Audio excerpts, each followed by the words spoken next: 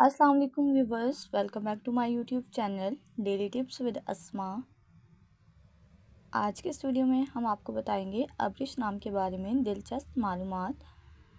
नाम है अब्रिश। अब्रिश नाम का शुमार लड़कियों के नामों में होता है। अब्रिश एक इस्लामी नाम है। अब्रिश नाम की इब्तदाई तारीख अरबी ज़ुबान से निकलती है। अब्रिश नाम की लड़कियों के लिए खुशकिस्मत नंबर 8 माना जाता है। माहिरीन के मुताबिक अब्रिश नाम की लड़कियां बहुत सलीकामंद होती हैं। अब्रिश नाम का मतलब है जन्नत की बारिश। अब्रिश नाम की लड़कियों के लिए खुशकिस्मत दिनों में जुम्मा और सोमवार का दिन शामिल है।